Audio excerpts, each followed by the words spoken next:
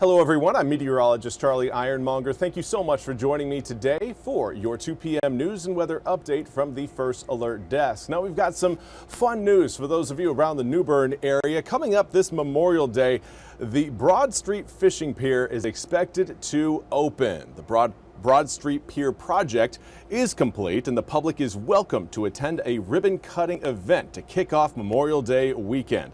The event will be held at the Broad Street terminus along the downtown Riverwalk on Friday at 10 a.m. Since the city broke ground in early March, crews have worked hard as they assemble and construct the concrete pier. The pier goes 220 feet into the News River and is 10 feet wide and is ADA accessible.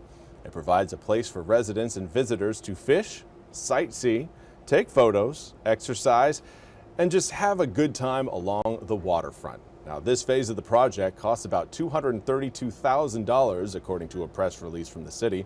Phase 2 of the project is in the design phase right now and will include a new parking lot and restrooms. Should be a very fun time.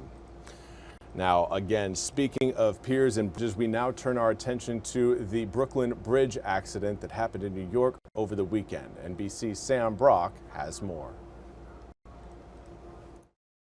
The NTSB is out and investigating today after what can only be described as a shocking sequence of events over the weekend when a Mexican naval training vessel crashed directly into the Brooklyn Bridge, hitting the underside of the bridge. The impact so extensive that it smashed the mast into an L formation.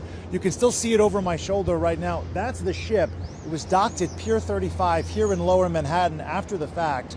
And as far as how this could have happened, observers that were watching this occur in real time, seeing a 160-foot mast that were clearly too tall for the underside of the bridge, you might think, how is it imaginable that they couldn't have calculated the height differential?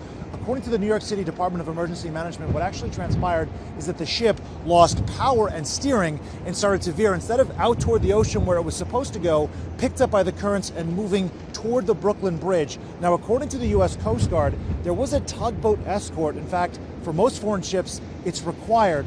Why that tugboat was not able to redirect the ship as this was all going on, that's not clear. It is likely part of the NTSB investigation. And there were 2 people who were killed, according to the Mexican Navy, as well as about 20 others who were injured, including 11 critically injured, at least as of Saturday night. We have not received an update since then. We are waiting for more information from authorities as far as what direction the investigation might take. But in the meantime, just a bunch of New Yorkers incredulous at what they saw over the weekend as this slow-motion catastrophe played out in real time. In Lower Manhattan, Sam Brock, NBC News. Well, thank you so much for that report, Sam. Now we return our attention to your weather forecast today. It's been very sunny thus far. We've got more sunshine on the way coming up for tomorrow. But Wednesday's the day that bears your attention, or it should at least warrants your attention. Right now, Greenville, 82 degrees, westerly breeze at 5 miles an hour. That is driving down your humidity. Dew points now in the upper 40s. Try to remember what it felt like this past Friday and Saturday. Remember that. Take that thought outside and tell me if you can feel a difference. I'm certain that those of you who can remember back again towards last Friday and Saturday when we were under those summertime temperatures and humidity levels, hopefully are appreciating this air mass we have over us today. Again, sunny skies, comfortable air temperatures, low humidity. These are the type of days that we always hope for and wish for when we're in July and August, but we know probably aren't going to occur until we get into October and November. So take advantage of it for today. While it is here, take advantage of the nice conditions. Air temperatures right now, some of us starting to get into the mid-80s. We've got 84 degrees a quarter, as well as Jacksonville, 83 in New Bern. Some of us still a little bit cooler, 77 degrees in Oriental, as well as Roanoke Rapids, 78 in Manteo. But again, most of us right around that low to mid-80s range. Winds today have really been out of the northeast for most of the day, but we are starting to see a little bit more of a wind shift. Winds coming in more out of the west to northwest. A northwest wind is going to do a great job of dropping that humidity, getting our air coming straight off the mountains. It doesn't have the opportunity to really flow over any sort of large body of water to pick up any extra moisture. So as we head into this afternoon, that comfortable feeling, it's hanging around. It will be with us as we head towards 3, 4, and 5 p.m. later on today. Again, mostly sunny skies will be with us through the rest of the day. We will have a little bit of cloud cover try to roll in at times coming up for tomorrow, particularly Friday.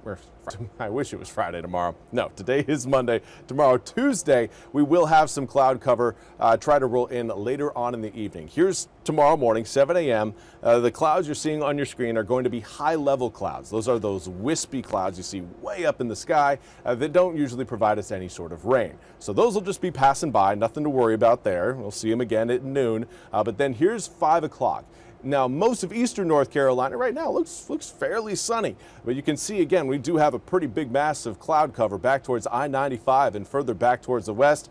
That mass of clouds will roll overhead, kind of setting the stage for some spotty, isolated thunderstorms moving in early Wednesday morning before most of us wake up. If you are a night owl and you stay up well past midnight, you will catch them before you go to bed. For most of us, we'll be waking up to either wet ground or rain and thunderstorms present overhead or nearby. Zoom in the picture out. What is going to cause those thunderstorms?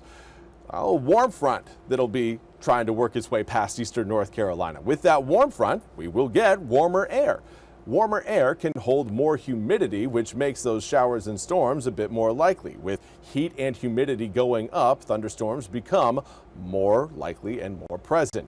Now, Wednesday morning, 9 a.m., that cold front, will be draped across the mountains. We are expecting it to arrive here in eastern North Carolina coming up Wednesday evening into Wednesday night. That marks the best time for strong to severe storms to be present in eastern North Carolina. Behind it, an area of high pressure will kind of clear everything out. It'll push all of that moisture mess out into the Atlantic, leaving us with a much sunnier and much more comfortable forecast once we get through Wednesday. But Wednesday is a first alert weather day because of those scattered and potentially severe thunderstorms that'll be rolling in. Degrees turns to 78. So quite the drop. Not quite 10 degrees, but significant enough that we will feel the difference, and it will stabilize our atmosphere, creating very sunny and comfortable conditions through the end of the week. After we get done with Wednesday, humidity drops, overnight lows going from the 60s, drop back down into the low 50s. And low 50s should be, again, celebrated. Usually we don't get that once we get into the summer months.